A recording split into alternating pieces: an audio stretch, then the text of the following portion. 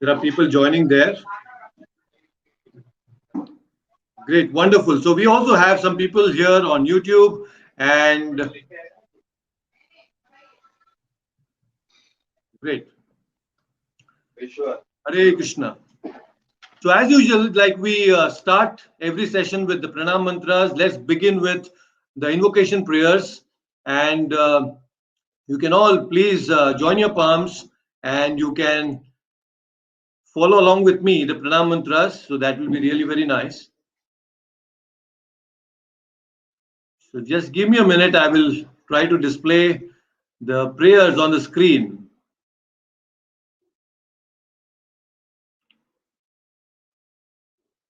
All right. So I hope the screen is visible now.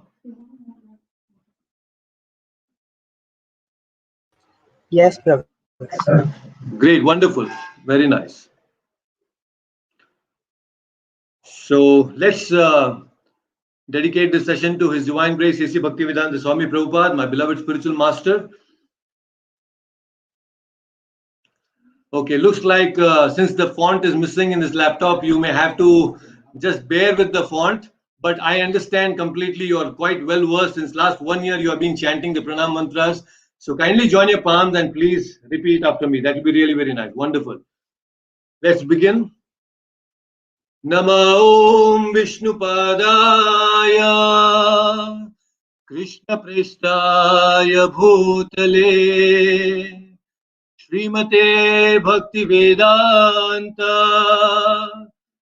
Swaminiti Namine Namaste Saraswate Deve Gauravani Pracharine Nirvishesha Shunyavadi Pasyat Deshatarine Jaya Shri Krishna Chaitanya Prabhu Nityananda Shri Advaita Gadadhara Shrivasadi Gaura Bhakta Vrinda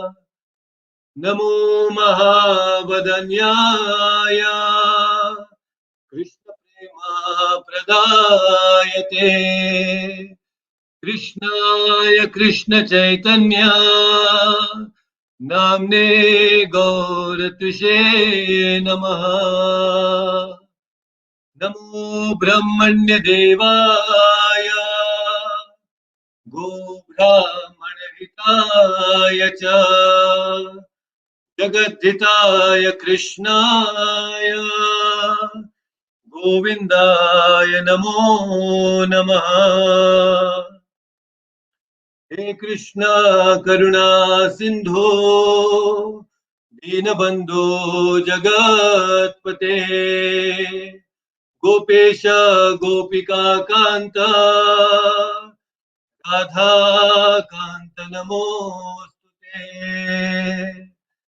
Tapta Kanchana Gaurangi Radhe Vrindavaneshwari Vrishabhanu Sute Devi Pranamami Hari Priye Vancha Kalpatarubhyascha Kripa Sindhubhya eva cha Patitanam Pavanebhyo Vaishnavebhyo Namo Namaha Hare Krishna Krishna Krishna Hare Hare Hare Rama Rama Rama Hare Hare Om Ajnanatimirandasya Jnananjanasya Lakaya Chakshurunmilitam Mena Tasmai Shri Guruve Namaha.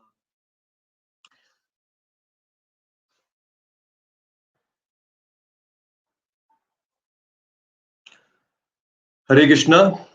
Welcome back all of you for the Bhagavad Gita study circle that we are having every Sunday, and it's been close to a year that we started these sessions.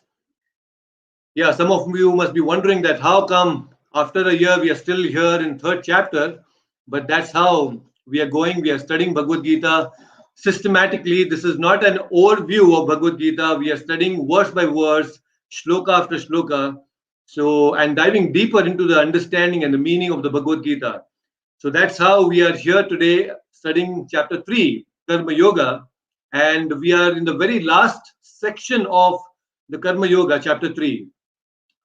So, in the previous session, we understood some very important aspects about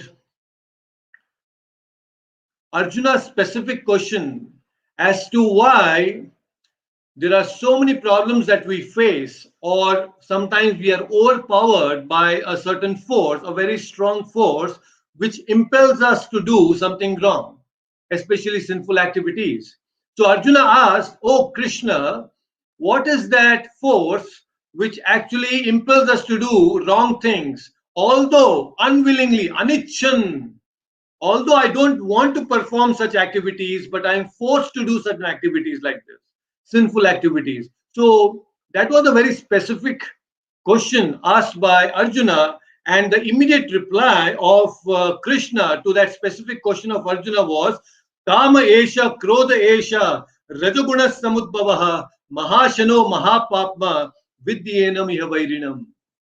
So Krishna specifically answered that how it is only lust which arises from Rajoguna and then later on transmogrifies into anger.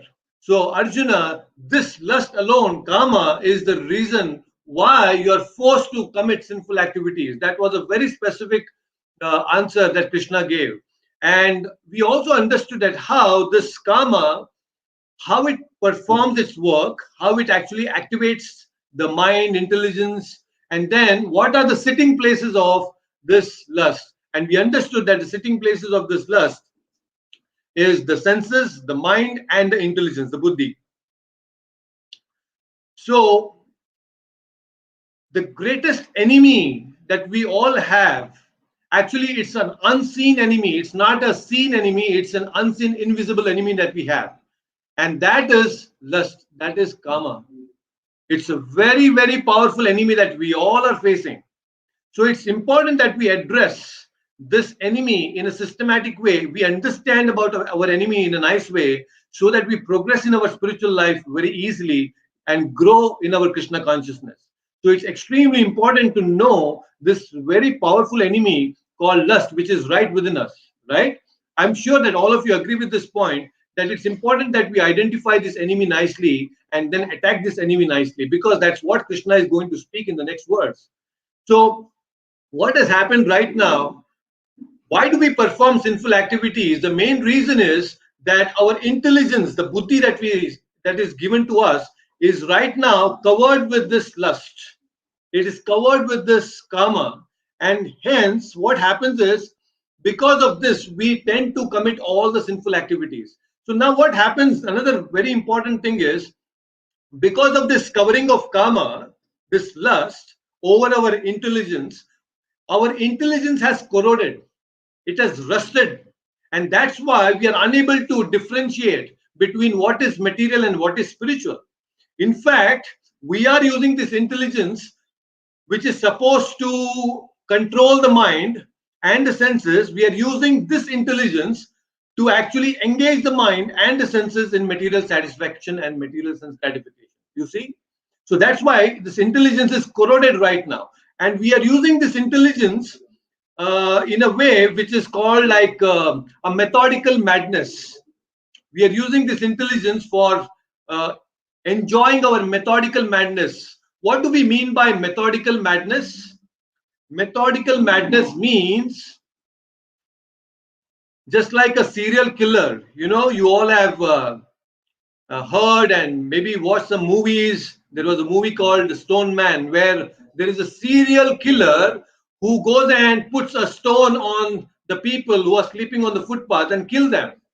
So what happens is, such people who are serial killers, who are habitual sinners, they use their intelligence. They all use their intelligence to satisfy and gratify their senses, right?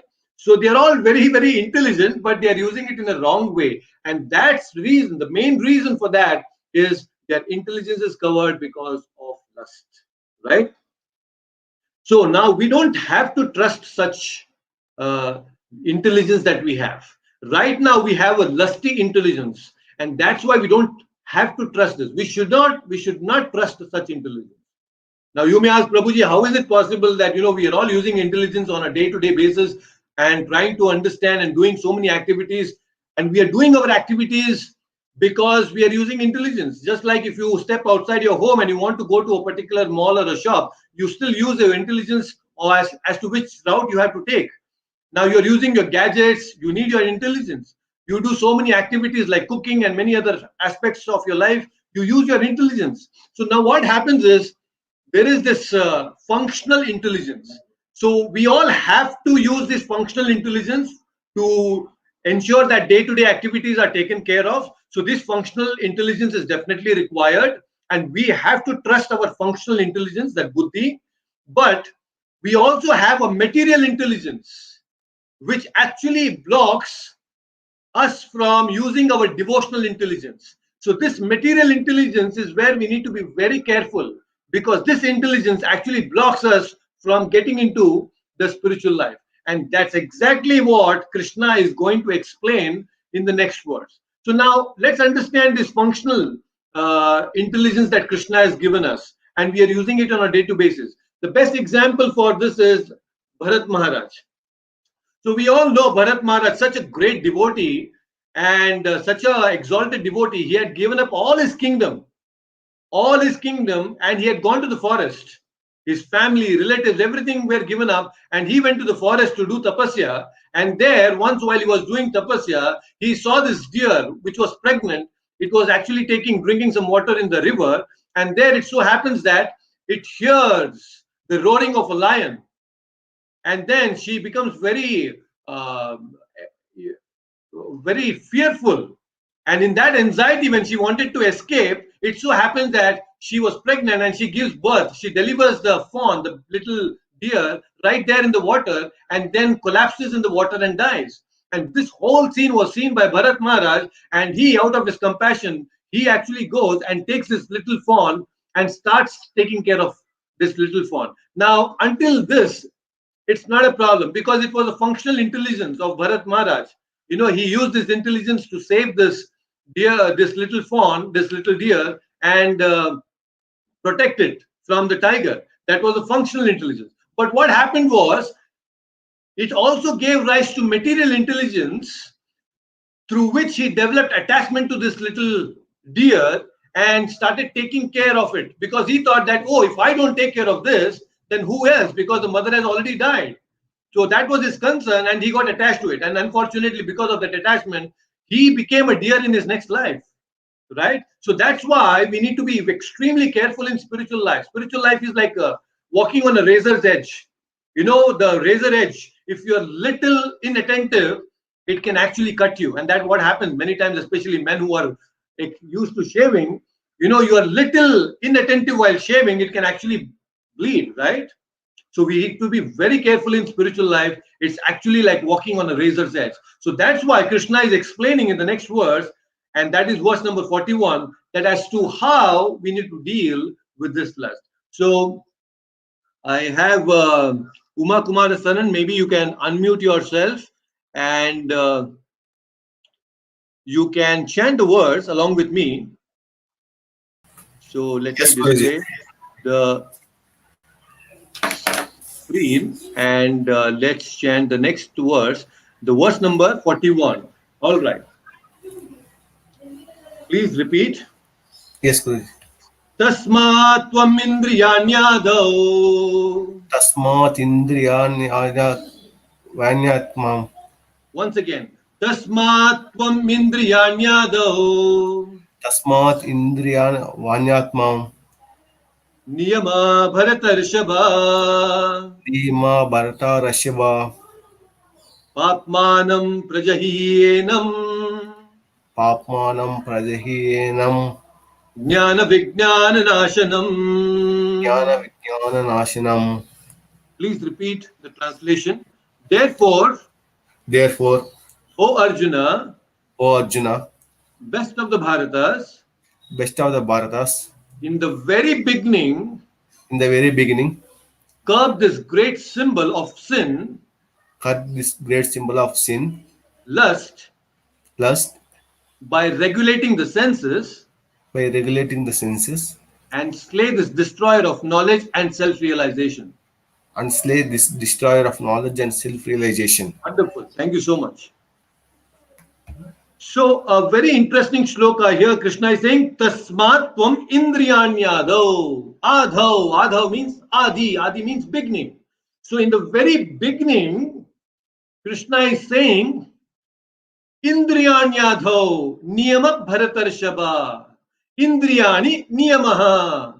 So, what Krishna is saying here, in the very beginning, what you need to do is, you need to control your senses. Indriyani niyamaha. So, just like you are all aware that sometimes when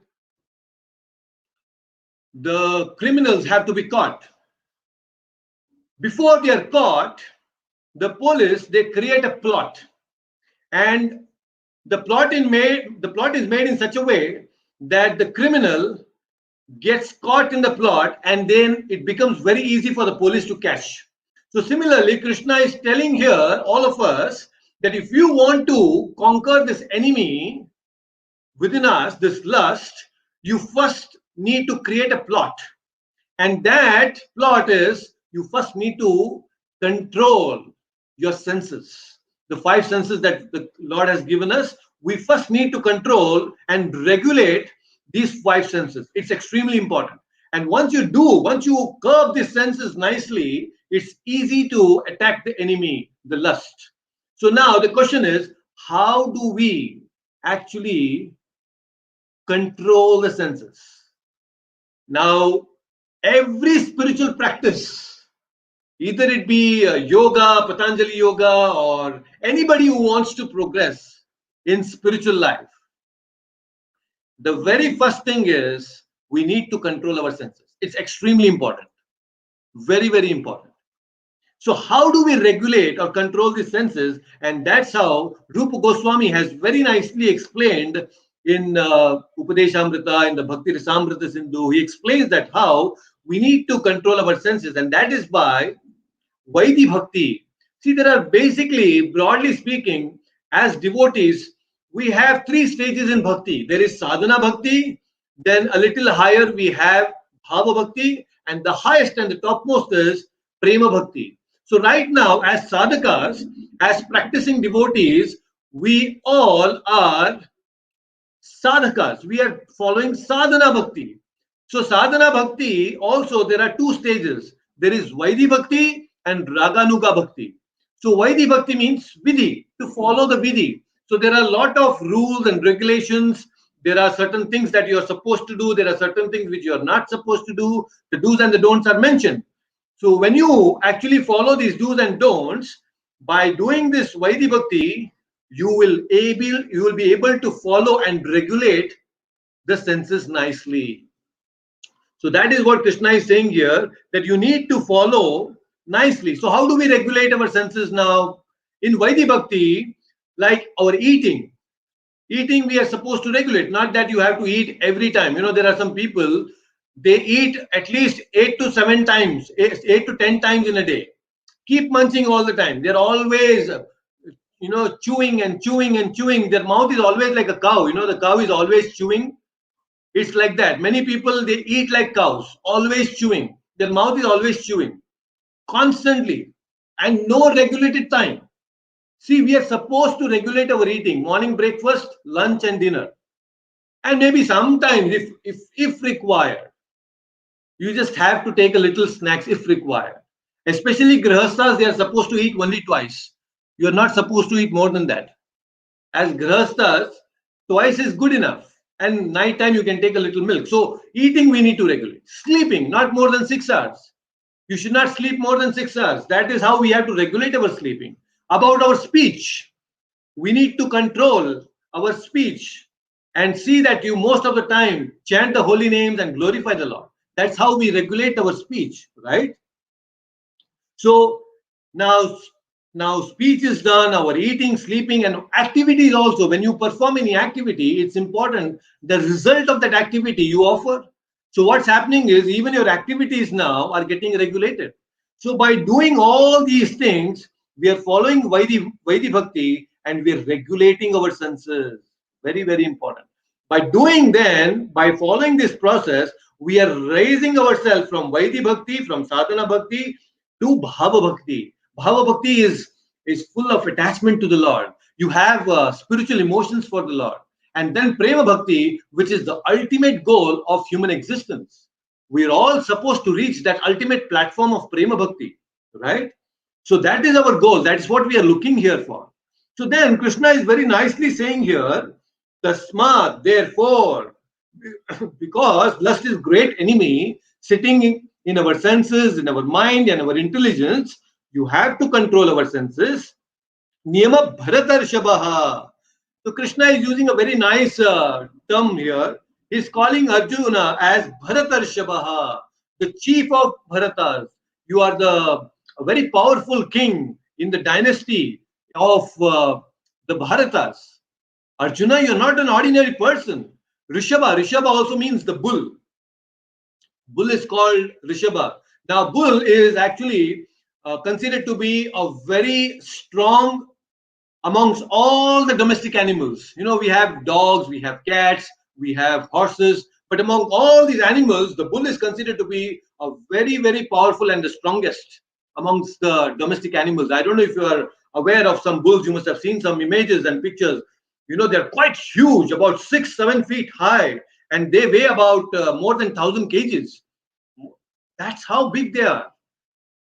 There are certain breeds in India, you know, that Ongol, which are sometimes found in Andhra and Telangana, quite huge, very huge.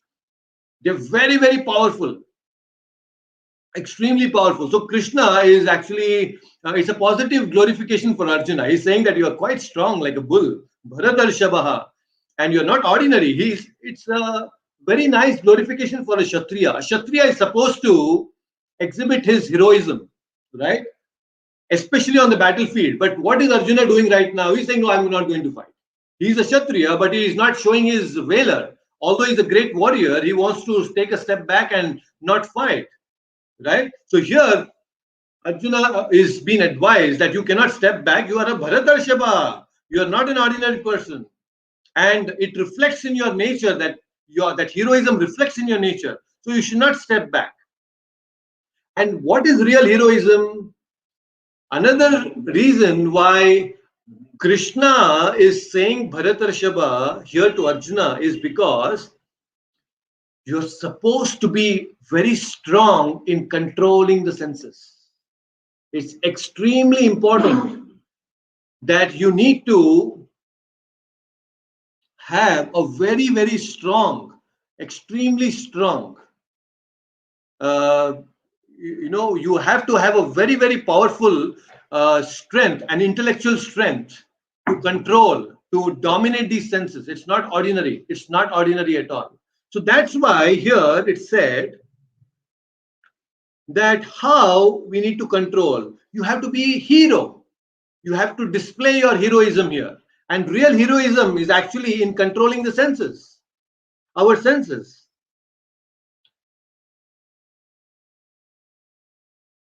Actually, we need to protect ourselves from this lust. That is real heroism.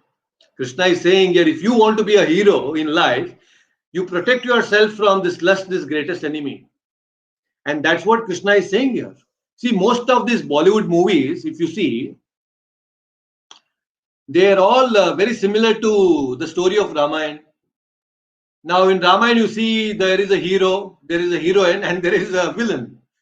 So, hero is Lord Rama, our heroine is Mother Sita, and there is a villain Ravana. You see? So, in life, most of these movies that we see, they're all somewhere very close. Now, real heroism is what? You have to fight against the enemy. So, if you look at from the spiritual perspective,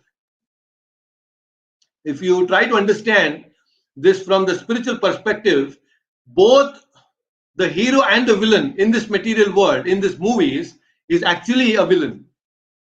The hero is also a villain, the villain is also a villain. Why do I say so? Is because you see, in this material world, although the hero and the heroine are together, they exhibit, the hero with the heroine, they exhibit a consensual lust. But the heroine and the villain, it's a non-consensual lust of exhibition. They exhibit lust, but in a non-consensual way. So now, lust, whether it is consensual or non-consensual, both are lust. So in that sense, both are villains here. So there is no real hero. As long as you're not fighting against this lust, you are actually a villain. So we are supposed to control. So Arjuna is not a villain. He is supposed to be a hero. He has to fight. And Arjuna, now you may say, Prabhuji, how can Arjuna be a hero? Because he had multiple wives. How can he be a hero? Actually, Arjuna, all the wives that he had, they were all married in a dharmic way. They were married as per the conjunctions of the Vedas. They were all duly married by Arjuna in a as per dharma. It's not a dharmic way. See? And that's how Arjuna refused the proposal of Urvashi. Although Urvashi offered herself, Arjuna said, no, I'm not going to do that, my mother. He said, my mother to Urvashi. Such a beautiful Apsara, but Arjuna was able to control his senses. And that's why Arjuna is referred here as Bharatarshaba. You're not an ordinary person. He's definitely not an ordinary person. But here, in this movies that we see, they're all material movies. We should not go through the glorification that is being done in these movies. The hero or the villain, they are both the same. In fact, even in the Ramayana, you see Ravana, when he saw Mother Sita for the very first time, he is also glorifying. He said, oh, you are so beautiful that the creator must have stopped creating anything after creating you, because you are the most perfect creation of the creator. You see, these are the kind of words Ravana is using. And that's how even the material beauty is glorified in these movies, right? So very similar. The tendency is very similar to as that of Ravana here. So people have the tendency of Ravana. So another very interesting word Prabhupada is using here in the translation. Prabhupada is saying that, in the very beginning, Adhav, you have to curb this great symbol of sin, lust, by regulating the senses. Then the interesting word is, and slay this destroyer of knowledge and self-realization. So can anyone help me? What do you mean by slay? This word slay. What do you understand by this word? Slay. Does anyone know? Can you guess what is slay? Great. We also have Vinod Chandanji joining us today after a long time. Yes. So what do you mean by slay? There is a word in the translation. Prabhupada is using this specific word. Any guesses? You can also leave that in the comment section, and those who are listening it on the YouTube, you can also leave your comments. Yes. This word slay. Any guesses? Yes, Uma Kumar is saying kill. It means to kill.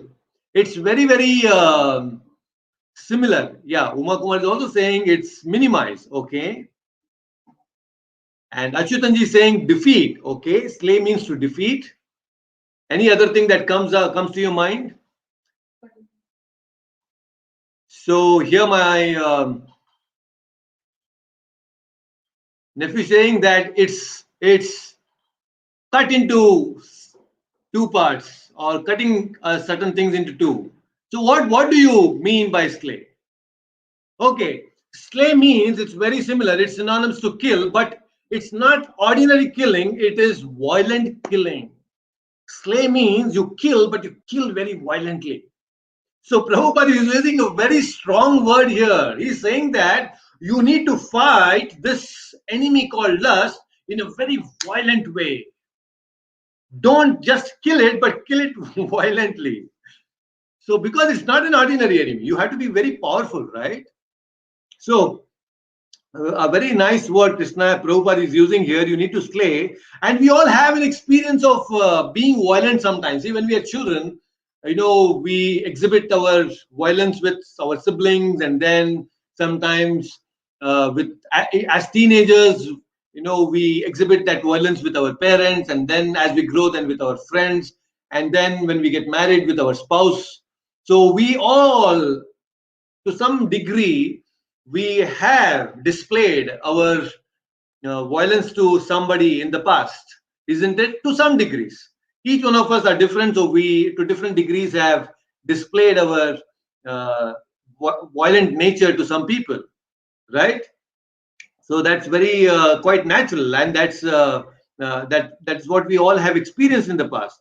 So now the thing is, we don't have to be violent with people. We have to understand that each one of us is acting violently because there is lust within us.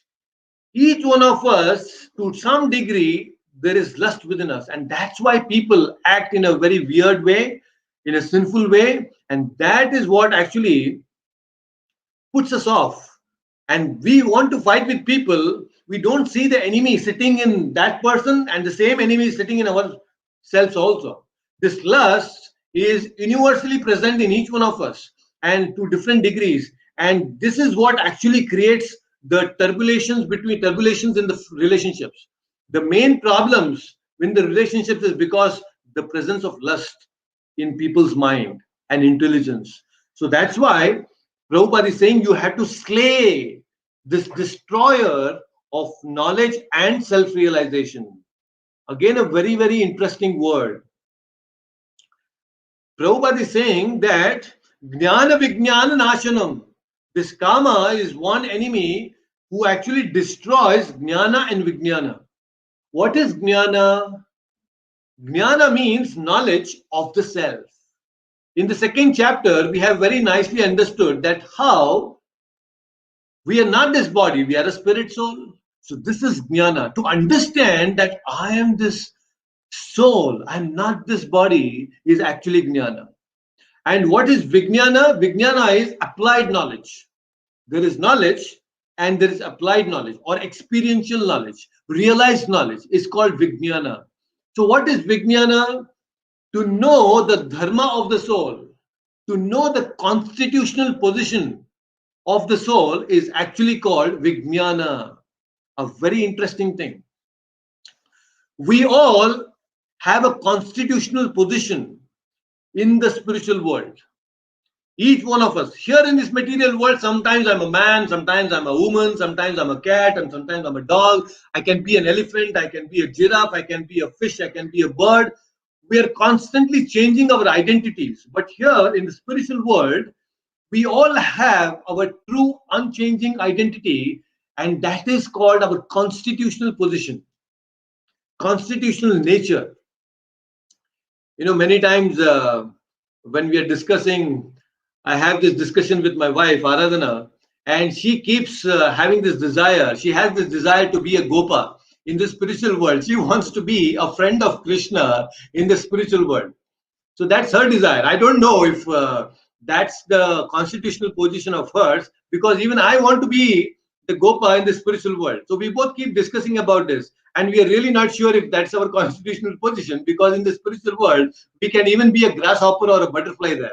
Really don't know, but that's a spiritual thing. That's still a spiritual form. But then this desire is there. And sometimes jokingly, I also tell her that, you can be in the Krishna's team and I will be in the Balram's team. But she's so possessive, she wants me to be in the same team. So that's how it is. We all have a constitutional position in the spiritual world, and that's awaiting us. Actually, we need to be there in that spiritual world and take up our true identity. So what do you want to become? Or what do you want to be? You can desire.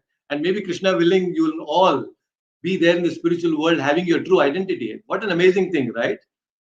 So what do you think? Although we don't know, like I told that I want to be a Gopa in the spiritual world, what do you think that you want to be in the spiritual world? Uma, what about you? And Achyutanji, what about you? And also, my dear listeners here on YouTube, what do you think that you want to be in the spiritual world? You want to be the friend of Krishna, you want to be a Kamadhenu, or you want to be the Kalpavriksha? So let's see what is that you want to be. So Uma Kumar is saying that servant of Krishna Guruji. Now that's the common theme there. In the spiritual world, the tree, the bird, the fish, everyone is actually serving, because that's the constitutional position of the soul, to love and to serve. But any specific desire that you want to be, because everyone is serving Krishna in the spiritual world, is there anything specific that you want to be? I'm just asking out of curiosity, if at all you have thought about it any time before. What do you want to become? Achyutanji is saying tree. He wants to become a Kalpavriksha there. It's an amazing thing, because there the trees are very special. You go to a mango tree and you ask Rasgulla, it will give you. You want to ask a samosa and it will give you a samosa. That's how it is. Kalpavrikshas are very, very special. Very nice trees. How I wish, we had some trees like this here. At least one tree. We all could have gone there and nicely enjoyed. But yes, Achyutanji, I'll definitely come to you in the spiritual world. I'll come to you and I'll ask all and fulfill all my desires. Wonderful, very nice. So Achyutanji wants to be a tree. What about Dave? Dave is still thinking. So he's saying, not thought before, Prabhuji.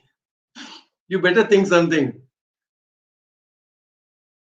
So you see, all of us, we can desire to be something. Ultimately, it is Krishna's will, and we don't know what is awaiting us in the spiritual world.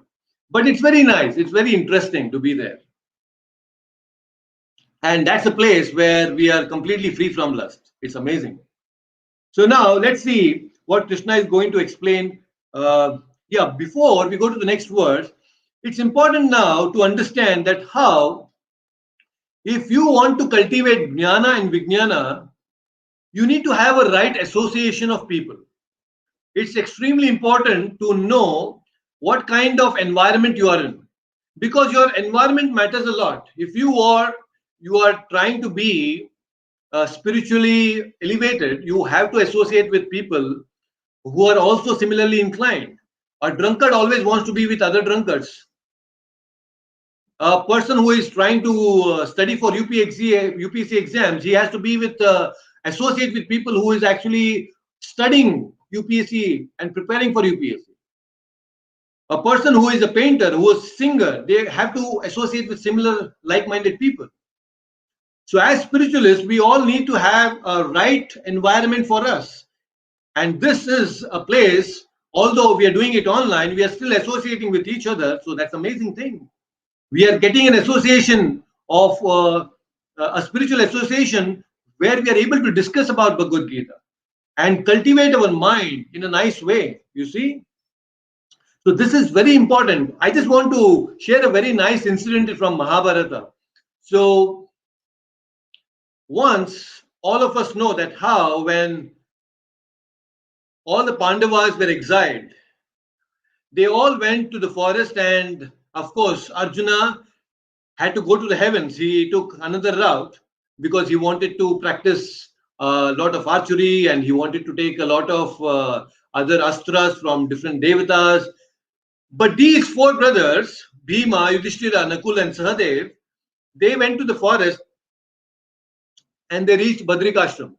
And when they reached Badrikashram, they also could access the beautiful forest of Kubera. Now, they are not ordinary forests. They are very, very pleasing, amazing forest. The forest itself is like the beautiful Lal Bagh that we have in Bangalore. Very beautiful forest. Very nicely maintained by the Devatas, by all the associates of the Kubera, the Gandharvas, and everything was given to them. The Devatas, the assistants of Kubera, were giving all the facilities to these Pandavas because they were quite righteous. And they were very comfortably living in the forest. But it so happened after a while that Bhima, he went and told Yudhishthira that, my dear brother, We are here in this very comfortable forest. It's not good for us. Material opulence, when you are surrounded by material opulence, it is not good for your spiritual life, because you become absorbed in sense gratification to the extent that you forget what is spiritual life. So Bhima was aware, and he reminded Yudhishthira that we are not supposed to be in this comfortable forest. We have a higher purpose, we have a bigger goal in life. And my dear brother, we are supposed to go there. We are supposed to take care of all our Kshatriya dharma and protect the people in the future. So we are not supposed to be here in this comfortable forest. So let's leave this place. So that's what we are supposed to do. As spiritualists, if you are in a very comfortable position materially, it's dangerous. Always in this material world, there will be problems, and it's important that we experience and understand that we are in problems, because only when we know that we are in problem, we will understand that yes, we need to go towards Krishna. We will take spiritual life seriously, otherwise not. So that's why it's important that we need to have a right environment. Don't be in a very comfortable environment materially. It's not good for spiritual life. Right? So very nice. So Krishna has explained all these different factors in this particular shloka, and let's understand what he's going to say in the very next words. And Dev, you can unmute yourself and let's see what Krishna is going to say in the next verse, that is 42nd verse. So you can unmute yourself and let's chant this shloka together. You're ready? Yes, Prabhu. Wonderful. Indriyani paranyahor. Indriyani paranyahor. इंद्रियेभ्यः परं मनः Indriyebhya param manaha. मनसस्तु परा बुद्धिर् Manasastu para buddhir. यो बुद्धे परतस्तु सः. Yo buddhe paratastu saha. Let's do that once again. Indriyani paranyahur. Indriyani paranyahor. Indriyebhyः परं मनः Indriyebhya param manaha. मनसस्तु परा बुद्धिर् Manasastu para buddhir. यो बुद्धे परतस्तु नः. Yo buddhe paratastu saha. Yeah, you can read the translation by yourself. Yes, Prabhuji. The working senses are superior to dull matter. Mind is higher than the other senses. Intelligence is still higher than the mind. And he, the soul, is even higher than the intelligence. Wonderful, very nice. All right, thank you. So this is very interesting. So this is a shloka where Krishna is explaining the hierarchy of the human existence. So very beautifully Krishna is saying in this verse, he's saying that Indriyani paranyahur. So there is matter at the lowest level. Matter is dead. It doesn't have any emotions or feelings, or it is not conscious basically. So you take any sense object, you take a gulab jamun or you take a rasgulla, it's a sense object. It doesn't have necessarily any feelings, it's not conscious. So matter, above matter, there are the senses. We have these 5 senses: eyes, ears, nose, touch, and tongue. And above these 5 senses, there is another faculty called mind.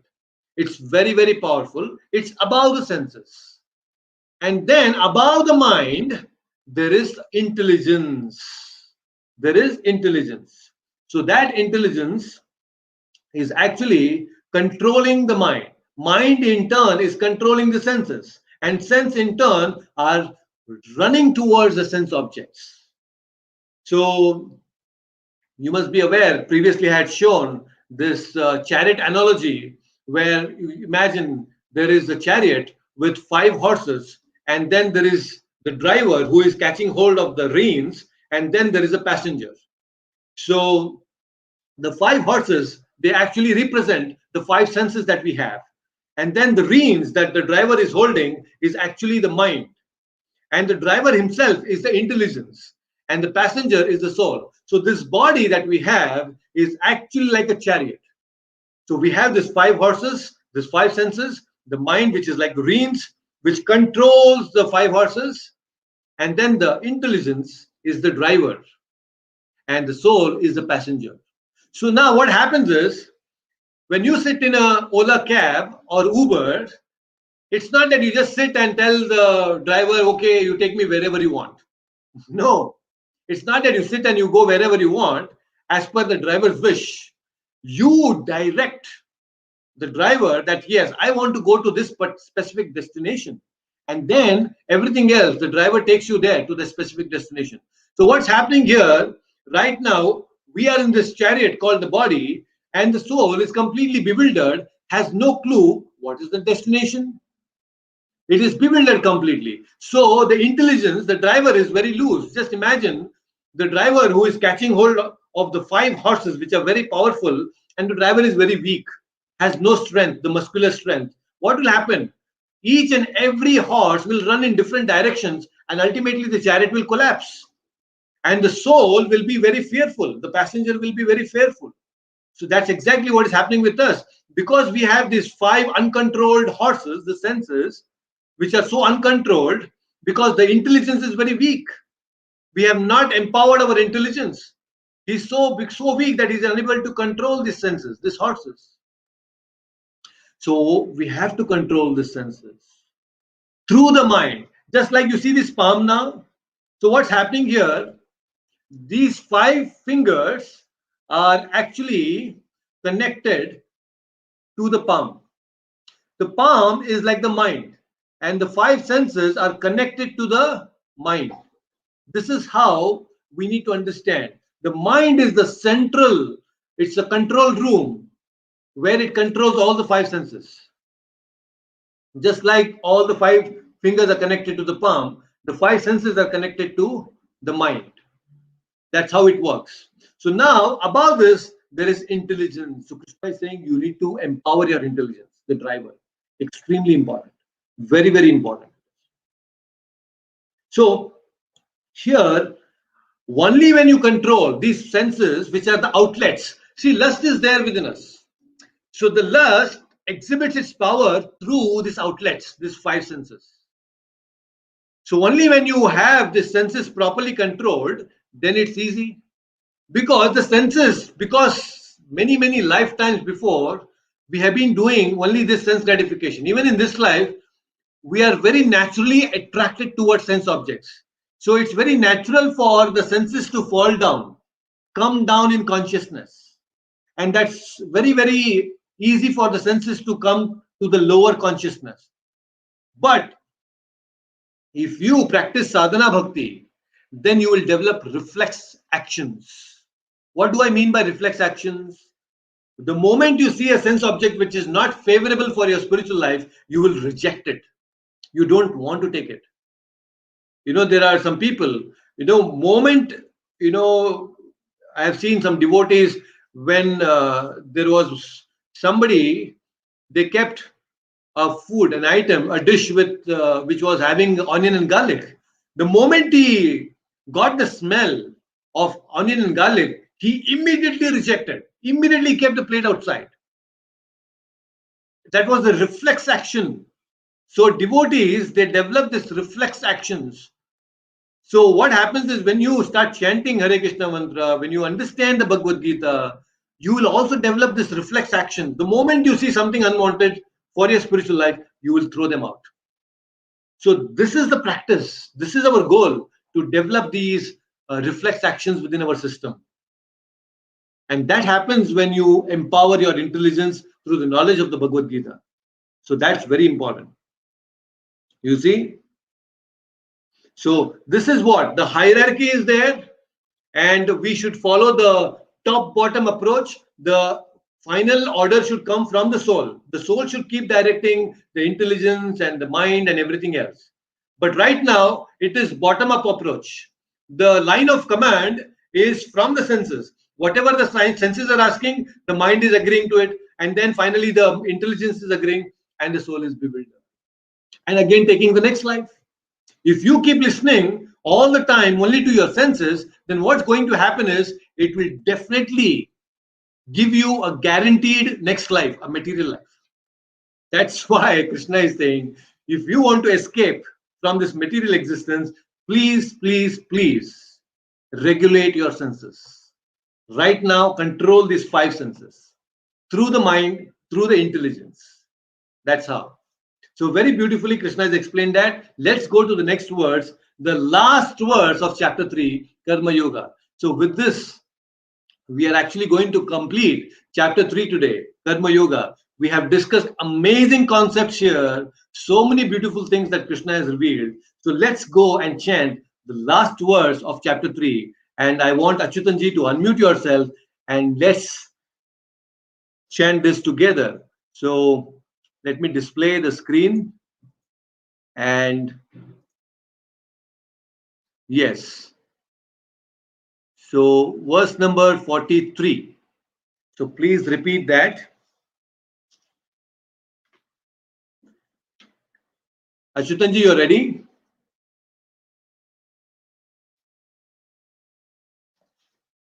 Okay, looks like there is some issue. Let me unmute you. Yes. Yes. Achyutanji, you can speak something. Let me see if you're okay. Unable to listen to him. Maybe there is some issue. So I want Dave. Dave, you can unmute yourself and let's chant this once again. All right. Yes, Prabhu. Evam buddhe param buddhva एवं बुद्धे परं बुद्ध्वा samstabhyatmanam संस्थभ्यात्मानम् आत्मनः jahi shatrum mahabaho जहि शत्रुं महाबाहो avarupa durasadam. कामरूपं दुरासदम्. Once again, evam buddhe param buddhva एवं बुद्धे परं बुद्ध्वा samstabhyatmanam संस्तभ्यात्मानम् आत्मनः jahi shatrum mahabaho जहि शत्रुं महाबाहो kamarupam durasadam. कामरूपं दुरासदम्. Wonderful. So please repeat the translation. You can read it by yourself. Yes, Prabhuji. Thus, knowing oneself to be transcendental to the material senses, mind and intelligence, one should control the lower self by the higher self, and thus, by spiritual strength, conquer this insatiable enemy known as lust. Thank you. Hare Krishna. Hare Krishna. So again, a very interesting way of understanding how we need to control all the lower existence that we have, the sensual existence, the mental existence, the intellectual existence. All these needs a higher existence, that is spiritual existence, which controls all these lower existence. So Krishna is explaining that here in this particular verse, and we should understand, like in the 40th verse, 41st verse, Krishna has mentioned that how this was a very powerful enemy and it destroys jnana and vijnana. And here it is said, Kama Rupa Durasadam. So, what is this lust? In the pure consciousness, in the spiritual world, the soul exhibits pure love. Now, this love, which is pure and positive in nature, when it's perverted, the exact opposite is lust. The opposite of love is lust.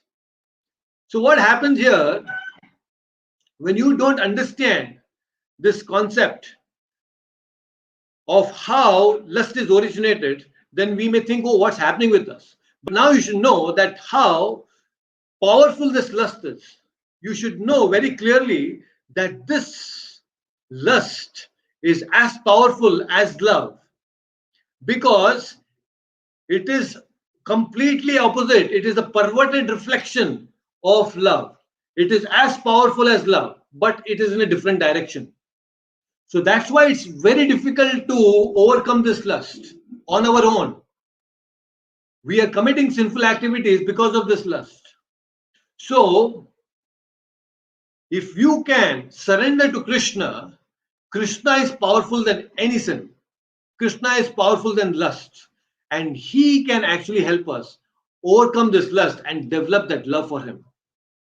So that's why it is said here, symbol of lust is, you have seen this heart. Many people have this heart, and then there is an arrow piercing the heart.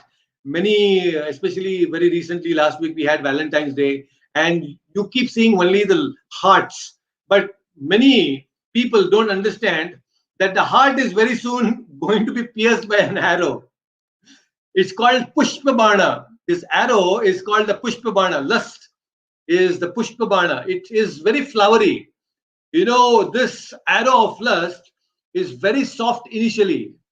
It comes and hits you in a very nice way, in a very soft way. But the moment you engage with this arrow of lust, this Pushpabana, it pierces your heart. And that's what happens in this material world. Initially, when you come in contact, a boy and a girl, they come in contact, there is this Pushpabana that is released, the arrow of the Cupid. And it's very soft initially. But what happens later on? Moment you get married, then there is all the problem. It starts piercing. Love at first sight and divorce at first fight. That's what happens, right? So this Pushpabana is extremely powerful. It's very soft, but later on it becomes very hard. So Kulashekar Alwar is a very great exalted devotee from South India. He has written many amazing poetries and verses in glorification of the Lord. So he is actually warning the lust. He's saying, Kama, you don't enter my heart. Be careful. Never, never, never enter my heart. You were already burnt by Lord Shiva's third eye. Kama was burnt by Lord Shiva's third eye. But now, if you dare to enter my heart, you were defeated by Hara, but in my heart there is Hari. And Hari is very, very powerful. If you come into my heart, he is going to destroy you. So he's warning, Kulashekar Alwar is warning Kama, don't enter my heart. You see the confidence? See the confidence of Kulashekar Alwar? He is so confident that yes, the Lord resides in my heart. Are we confident like that? We also need to be very confident that yes, Lord resides in my heart, and no matter what, I am still going to fight. The Lord will protect me from this lust. Okay? So that's how it's very natural for us to actually degrade to the lower consciousness, because the senses are very naturally attracted towards the sense objects. But whereas it's difficult to get attracted to the super soul, the Paramatma within heart. Why it is so difficult is because our prolonged conditioning with this material world is what keeps us away from Paramatma and understanding of the Paramatma. We don't have Jnana, we don't have Vijnana. So we need to cultivate Jnana. We need to apply that Jnana and then develop that love for Krishna within our heart. It takes time. It's not an easy process, but it is a very fruitful thing. If you can begin now, better late than never. Some of you must be thinking, oh, Prabhuji, what? I'm already 50 plus. Can I still practice spirituality? Yes, very much. You can, at this moment, start your spiritual life and still perfect your life. Such a wonderful thing, right? So let's not be saddened by the fact that, oh, it's too late for me to start spiritual life. It really doesn't matter. You can start it now and still get the ultimate perfection, because the process given in Kali Yuga is very simple. You just need to utter the names and chant the holy names of the Lord. That's how simple it is. You don't have to even go to the temples. You just have to chant, take the holy names. Hare Krishna, Krishna Krishna, Hare Hare, Hare Rama, Rama Rama, Hare Hare. By doing, you will be able to get that natural attraction toward Krishna. you will be spontaneously attracted towards Krishna, to the Supreme Lord, to the Paramatma within your heart.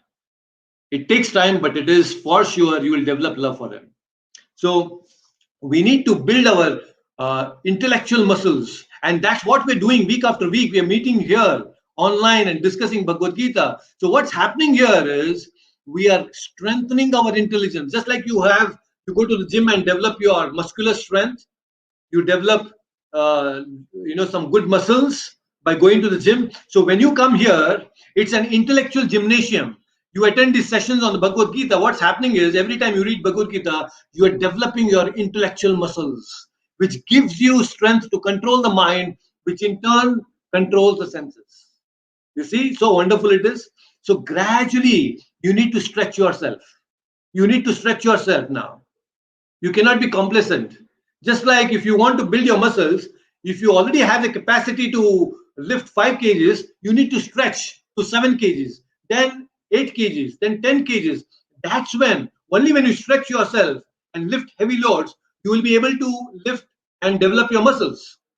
Similarly, you need to attend these sessions regularly and read Bhagavad Gita regularly. Why? If you're reading it for 1 hour, make it 2 hours. If you are attending these sessions once in a week, just 90 minutes, but then you can stretch yourself the rest of the week by reading Bhagavad Gita and develop your intellectual muscles, right? So this is an amazing thing that we are all supposed to do. So this is what we are doing week after week, and let's not forget that this is an amazing opportunity that Lord, out of his causeless mercy, has given this opportunity for all of us to understand Bhagavad Gita. So with this, we complete the 3rd chapter. The 43 verses is one of the biggest chapter in Bhagavad Gita, 43 verses. It's quite a big one, and we have amazingly covered very beautiful concepts.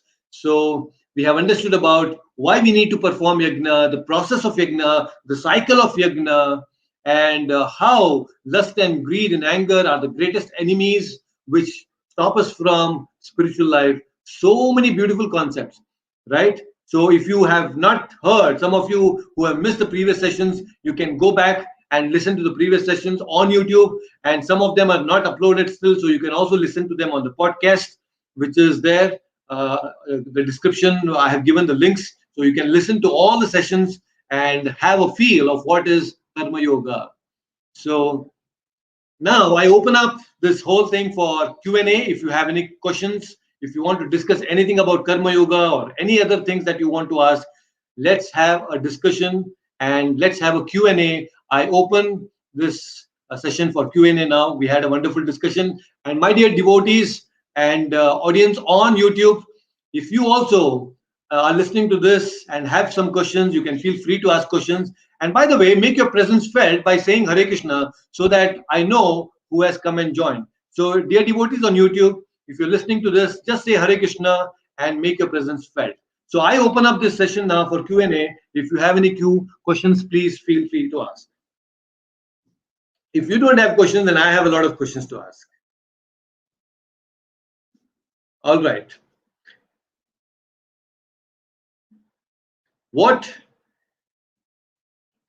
Can anyone explain to me what is the cycle of yajna?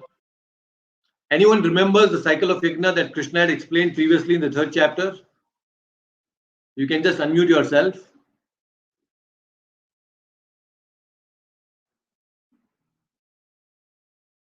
Okay, I have added Achyutanji also now, and also Uma Kumar again. All right. So if you have any questions, so what is the cycle of yajna, by the way? Does anyone remember? It's a very nice shloka that Krishna had explained. So this is what happens, it gets evaporated. Kali Yuga memory is like that. It is possible that there also be, some delay between both of us. Yes, anyone remembers the cycle of yajna? Which verse is that? So in verse number 13, Krishna had very beautifully explained, Yajna sishtasanasyanto muchyante sarvakilvishah bhunjante te papa ye pachanti atmakaranat. And in the 14th verse, he explained the cycle Annad bhavanti bhutani parjanyadanna sambhavaha yagnad bhavanti parjanyo yagna karma samudbhavaha. He explained that how we all living entities, we subsist on food grains, and then the food grains are produced from rains, and rains are produced from the performance of yagna, and yagna are actually coming from the prescribed duties, and prescribed duties are in turn coming from the Vedas. So this is the cycle of yagna that we had understood. So that was very beautifully explained by Krishna. Yes, I open it again for question answers. If you have any questions, please feel free to ask. Let me see if there is anything in the comment section. Okay. So Vinodji is here on YouTube now. I am waiting for questions. By the way, Vinodji, you had asked one question earlier related to Varna Sankara. That was, I think, about 2-3 sessions before. So you had asked a specific question on Varna Sankara, that how a certain category of a person they belong to, what do they do, what is their uh, uh, occupation, and that occupation, I forgot the specific Varna Sankara category that you had asked. They actually are into services, giving services to women. You know, there is, again, I have to recall this. It was a very nice one. It was a very nice question that you had asked. I'll get back to you on this.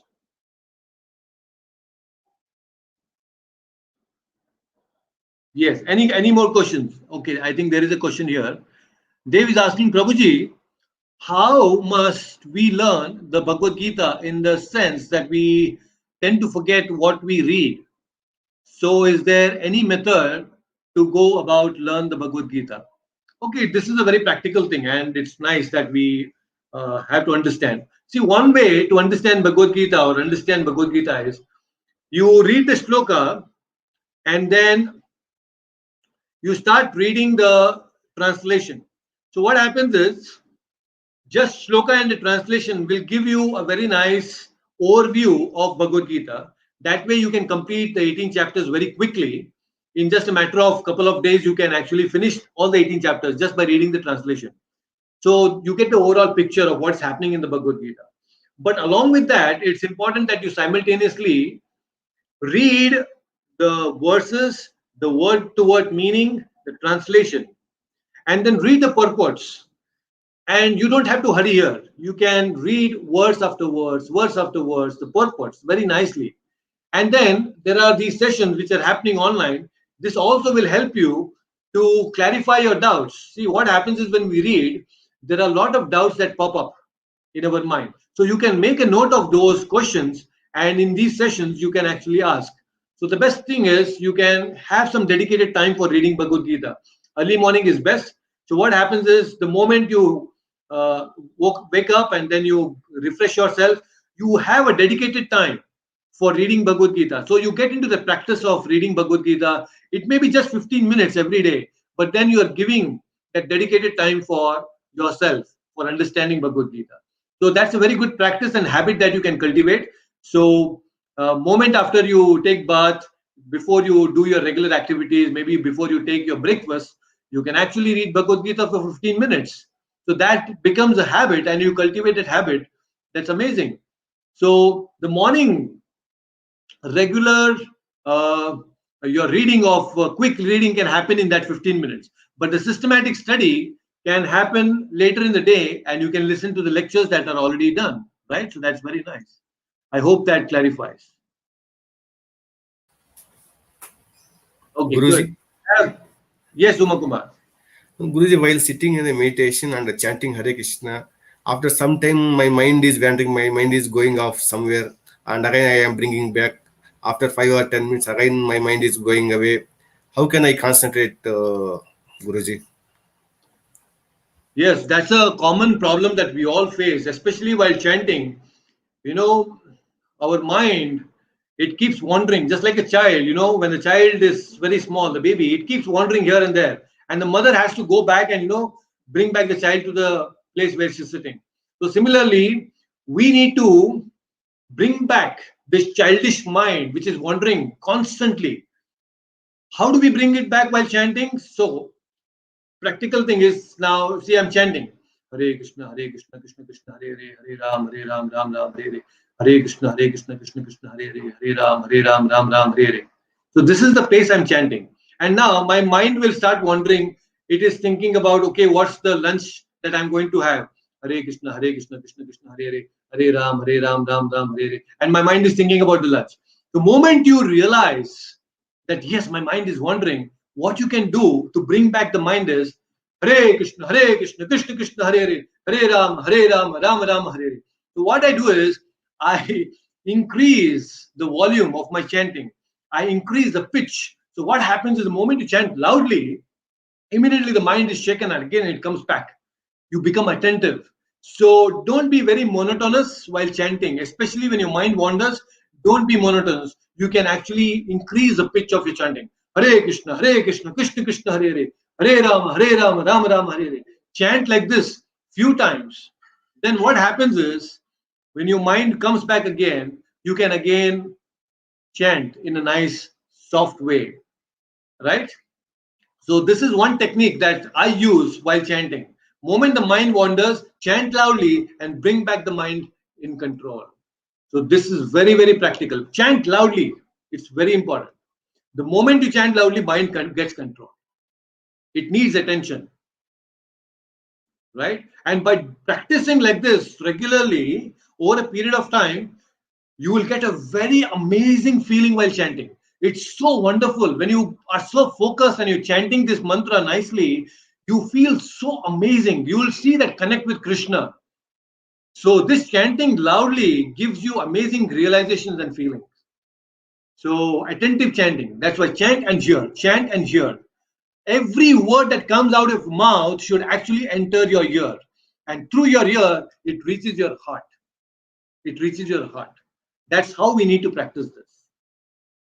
It's a very amazing experience. Try this early in the morning, chanting loudly and completely, attentively listen to this holy name. Your own sound, your own voice, you listen to it and you see the feeling that you get. It's amazing. And you hanker for it more and more. You want more and more. Once you get that taste for chanting, you just don't want to stop. You want more and more. It will increase your taste. Okay, so try this chanting loudly, and I have some more questions here. And is it okay to read Bhagavad Gita without having a bath? Yes, you can. There is no hard and fast rule, but still, what happens is when you take bath, you come to Sattva Guna. You automatically increase the Sattva Guna in yourself. That's why we take bath. See, what happens is you have slept for about 6-7 hours. So sleeping means it's a mode of ignorance. It's Tamoguna. You have gone, when you sleeping means Tamoguna, because without Tamoguna you cannot sleep. In Rajoguna and Sattva-guna you cannot sleep. So it's when you sleep, you have gone into Tamoguna. So just when you come out of Tamoguna, the morning atmosphere is very good. It's already in Sattva-guna. And on top of that, when you actually take bath, your consciousness will attract a lot of Sattva-guna. And in reading Bhagavad Gita in Sattva-guna will give you, it retains. You can retain everything that you have read and heard. So that's why it's important to take bath and read. Because taking bath brings you into Sattva-guna. It's important. And any spiritual activity that you do, it's important that you be in Sattva-guna as much as possible. Although chanting and reading Bhagavad Gita, there is no hard and fast rule. But still, if you can take bath and then chant and read, that's amazing. Nothing like that.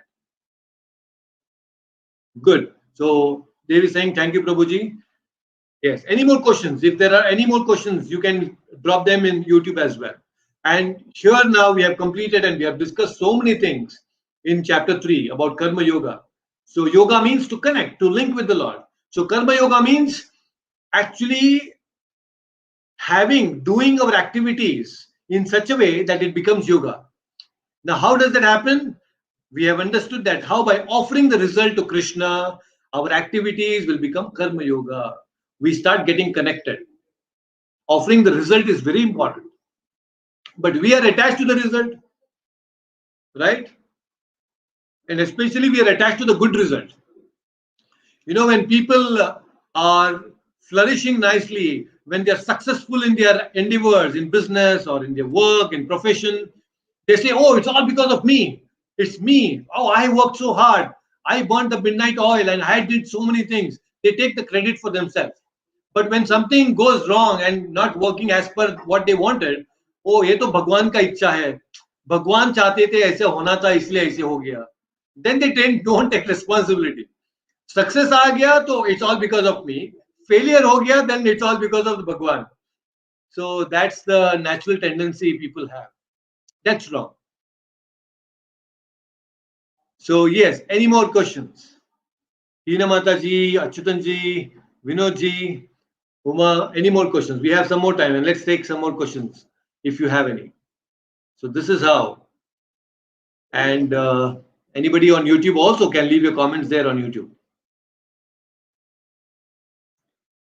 So Prabhupada has very nicely concluded this, chapter 3, and he says that how by using our higher intelligence, we need to control all the lower existence of our mind and senses and intelligence.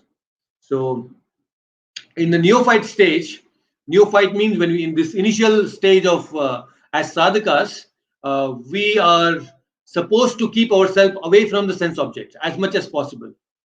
A brahmachari cannot say that I'll go to the women's hostel and then I'll preach Bhagavad Gita there. It's very dangerous. Although you have good intentions, but if you start preaching to women, then it's difficult. Gradually, the material intelligence will take over because it's influenced by lust and it can put your spiritual life into danger. So please don't do that. So we need to be very careful. That's why we, as sadhakas, as much as possible, have developed that reflex actions towards the sense objects. Moment you see something which is wrong, just keep it aside. Yes. Yes, so Vinodji had this very interesting question earlier, and he had asked this question that how when a Brahmana woman gets married to a Vaishya man, so then it causes the Varna Sankara.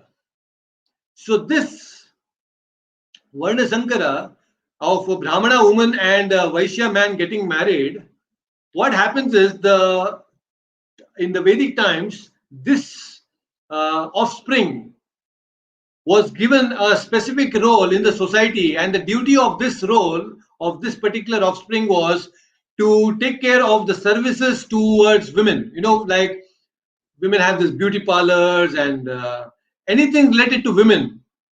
Such activities, such things, such businesses were taken care by this particular offspring. So this was a very little information that I could find.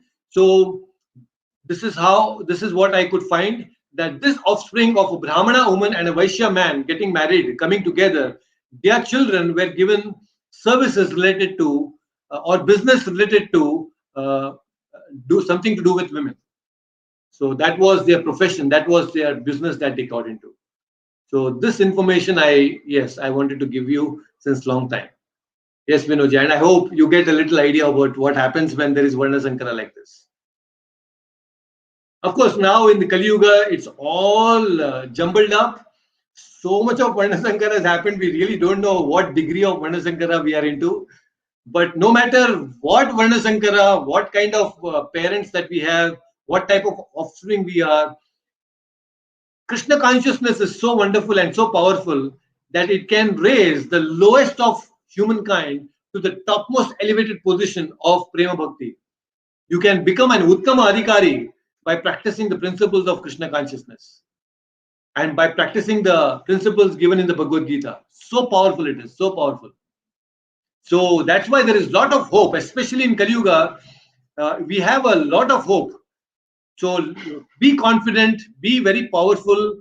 Do not underestimate the power of Krishna consciousness, the power of chanting holy name, and the knowledge of the Bhagavad Gita. This will definitely protect all of us. So next week, next session, we are going to start chapter 4, and chapter 4 is called Transcendental Knowledge. It's an amazing chapter. Prabhupada titles it as Transcendental Knowledge. We will understand chapter 4, what Krishna is going to further explain to Arjuna. And Arjuna also had a lot of questions previously. So there are so many things that Krishna is going to explain. And what a surprise today. We also have Deepal Hinge Mataji joining us today. Thank you so much, Mataji, for joining today. So it's a pleasure to have you here today. Thank you so much for joining. So there are so many beautiful things that we're going to cover in chapter 4. So many nice concepts and principles that we're going to cover. So all that and more in the next session. So let's have amazing discussion in Bhagavad Gita. I'm really glad that all of you could join today and you're regularly understanding this Bhagavad Gita. This will help each one of us, you as listener and me as a speaker, both purify our heart and then get attached to Krishna and then go back to home, back to God. And by the way, some of you who didn't think of your constitutional position, like they was still confused. Oh, he was not aware or he was not thinking, he had not thought about what he wants to become in the spiritual world. Next session, I want to understand from all of you that what would you like to be? What would you like to be in the spiritual world? So Achyutanji said he wants to become a tree there. He wants to become a kalpavriksha. And I, Aradhana, we both want to be gopas. We want to be the friend of Krishna and play with Krishna, go to the forest, herding the cows and, play with Krishna there, and break the pots of the gopis and eat the butter and do all those pranks with Krishna. That's what we are desiring for. We don't know if that's what Krishna wants. So what is that you want to become? So think about it. What is that you want to be in the spiritual world? Let's understand that in the next session. Meanwhile, you have 7 more days to think about it. So if there are any questions or anything that you want to ask, please feel free to ask me in the WhatsApp group that we have. You can personally ask me there. And this week, I'll also share the PDF forms of all the prayers and the audio forms of all the prayers of great devotees in the group so that you can listen and you can practice all that at home. So with this, I would like to end the session and we will see you very soon again next Sunday at the same time and same me. Please take care, all of you. Hare Krishna. Hare Krishna, Guruji. Hare Krishna.